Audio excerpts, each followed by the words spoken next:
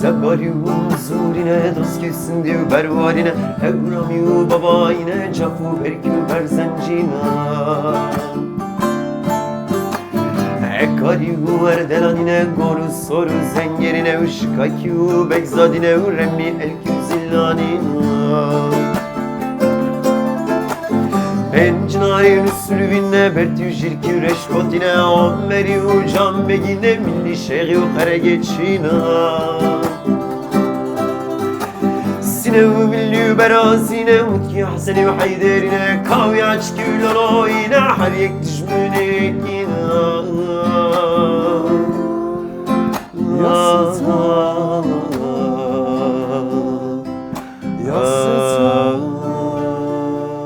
Serhat, ben Urfa Hilvanlıyım. Beden eğitimi öğretmenliği mezunuyum.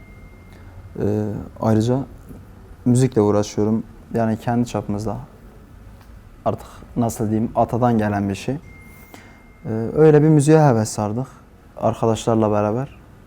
Şimdi müzikle uğraşıyoruz. Ayrıca farklı beden eğitimi alanında çalışmalar yürütmeye çalışıyorum. Ben Ömer.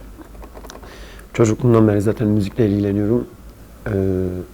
Bu yüzden zaten müzik bölümünü de okuyorum. Hala okumaktayım daha. Urfa'da da müzik yapıyorum çeşitli yerlerde.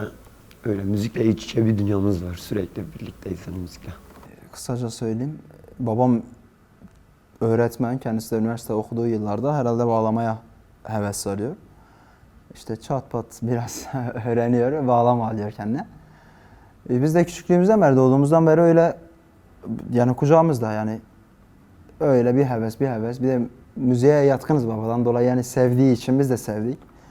Ondan sonra bir heves sardım. Bugüne kadar geldi. Halen de öğrenmeye çalışıyoruz işte. Biz daha ailecek müziğin içerisindeyiz. Sanırsam 2007 yılında benim babam kültür mekeme sorumlusuydu. O dönemde ailecek, hepimiz daha küçükken, çocukken işte babamızın bizi yönlendirmesiyle başladık. Öyle ailede zaten başka daha müzisyen var. Biz de bu şekilde işte kendimizi geliştirmeye çalışıyoruz müzik alanında. Yani ilk dediğim gibi daha biz henüz 6-7'li yaşlardayken hani babamın bizi yönlendirmesiyle hepimiz oraya gitmiştik. İlk çocuk korusunda zaten bu müziğe başladık. Yani gerçekten büyük sıkıntılar var. Sanırsam gittiğim kurum 4 veya 5 defa kapatıldı o süreçlerde. Sürekli kapatıldı. Şu anda yine kapatılmış durumda KYK'dan kaynaklı. Bu zorlukların içerisinde biz bir şeyler yapmaya çalıştık. Ama bir türlü hani buna izin verilmedi. Buna engel sürekli koydular önümüze. Şu anda da işte aynı şekilde piyasa müziği yapıyoruz artık. Ama buna da engel var gerçekten. Şu anda bile okuduğumuz her şarkıyı rahatlıkla okuyamıyoruz yani. Bunun sıkıntıları var göz önünde. Şimdi Ömer'le yaşça sanırsam 6-7 yaş aramızda var. Dediği gibi ailesi komple kültür alanında çalışma yürütüyordu, müzik alanında. Abisi de benim gibi bağlama çalar. Şimdi müziğe meraklı olduğum için o dönem üniversite öğrencisiyim. İster istemez kültür sanat alanına gidiyorum yani çünkü müziği seviyorum. Ömerler de o zaman Koma Zaroken Heavy'de yani Heavy'nin çocuk korosunda daha yeni. Öyle bir tanışma hani ilk tanışma böyle müzikal anlamda değil yani biraz daha arkadaşça, yoldaşça bir tanışma oldu. Zaman geliştikçe yani ben biraz daha müziğe yöneldim. Ömer dediği gibi aldığı baskılardan dolayı genel olarak kurumun aldığı baskılardan dolayı biraz daha işin piyasa bölümüne gelmek zorunda kaldı. Öyle tanıştık. Ondan sonra yaklaşık 1 sene kendisi müzik yapıyordu, dinledik. Bir arkadaşımız daha vardı. Sonra üçümüz bir karar verdik. Dedik ki beraber çalışalım. Zaten bizimki arkadaşlıktan öte bir şey. Hani aile gibiyiz. Hani bizimki yoldaşlık denirse o tabirdir yani. Bu şekil biz 4 senedir beraber çalışıyoruz. Bakalım inşallah nice 4 senelere.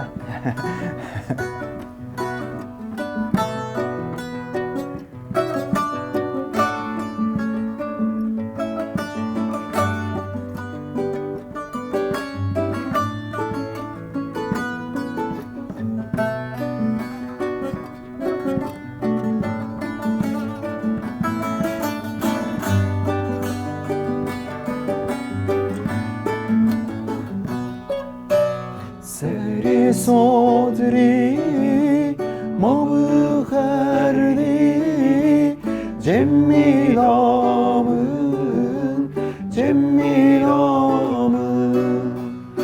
ezde sono hatre soki cemmilamın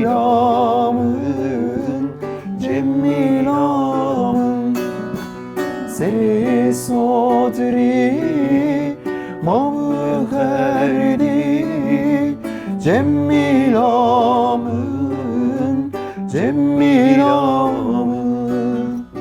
ezu sono hatre toki cemmilamın rocanamın.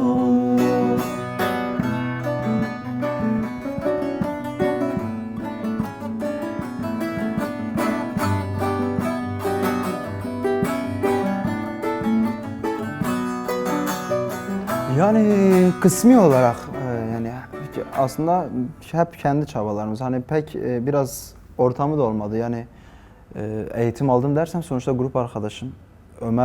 Ömer'in müzikal bilgisi, müzikal eğitimi çok daha iyi. Biraz ondan faydalanmaya çalıştık. Birkaç hocamız oldu öyle ama genel olarak kendi çalışmalarımız, kendi kendimizi ileri götürmeye taşıdık. Yani olabildiğince. Evet, ben zaten daha henüz 6 yaşındayken Mezopotamya Kültür Merkezi'nin çocuk korosunda başladım eğitim almaya. Daha sonra 3-4 yıl sonra normal ana grubuna geçtim. Orada eğitimler almaya başladım. Ortalama bir 8-9 yıl orada eğitim aldıktan sonra Harran Üniversitesi'nde müzik bölümüne yerleştim. Burada da 4 yıldır eğitim alıyorum. Hala da devam ediyorum eğitim. Yani aslında istenilen bu değil. Biz hani daha çok şu anda işte çeşitli yerlerde müzik yaptığımız için insanların istekleri doğrultusunda kendimizi yönlendiriyoruz. Ama asıl yapmak istediğimiz hani Kürt müziğini biraz daha çok Kürt müziğinin geçmişten gelen bu denkbejler var ya, onların parçalarıyla biz rock müziğini bütünleştirip hani ortaya güzel bir şey çıkartmaya çalışıyoruz. Bunu tam henüz becerememişiz ama ileride muhakkak bir gün bu hayalimiz de gerçekleşecek.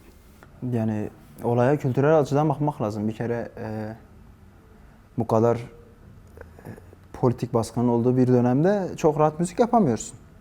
Hani sonuçta yaptığın müziği bile yani suç olarak gören bir kısım var. Bu yüzden dolayı sıkıntılar oluyor. İşin ayrıca iş yaparken ki yani çalarken ki mekansal boyutları oluyor. Yani dinleyici boyutları oluyor. Onlar çok yani gözümüzde bize göre önemsiz şeyler. Yani daha çok Türkiye'deki sorun bana göre müziğin önünün kesilmesi yani. Hani kendi kültürüne ait bir şey yapamaman, onun önünü kapatmaları. Hayatın her alanında hani sokakta yürürken bile attığın adımların tınısı hani bazen insana belli bir ritmi oluşturabiliyor. Bu açıdan bakarsak müzik hayatın her şeyi demek. Bütün alanlarında fonksiyonu olan bir araç demek. Bana göre bütün duyguların propaganda aracı. Yani her şeyi bununla aktarabiliyorsun. Her mesajı bununla verebiliyorsun. Ya, bu tarz bakıyorum ben. Yani müzik benim için hayatın hani bambaşka bir yerinde gerçekten. Çünkü sonuçta aldığım eğitimler, yaşam tarzım, okuduğum bölüm olsun. Hani müzikle iç içe bir insanım ben.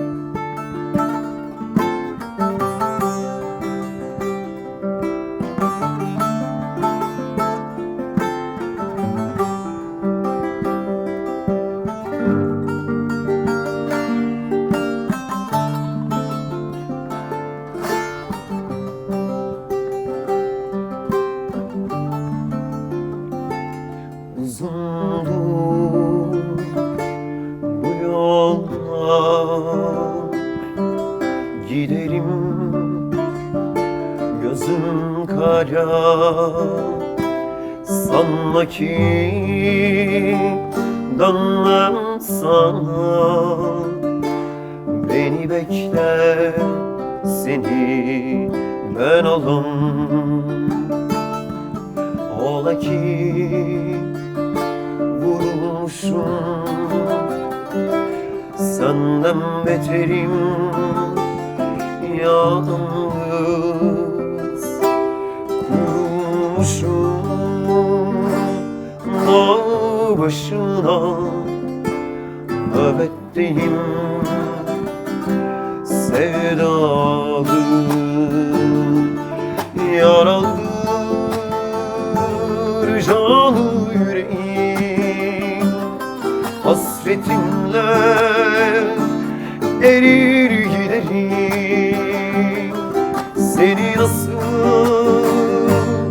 unutsun bedenim, gözüm dalar gariplenirim.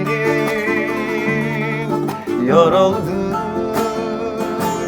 canı yüreğim, hasretinle erir giderim. Seni nasıl unutsun bedenim, gözüm dalar gariplenirim.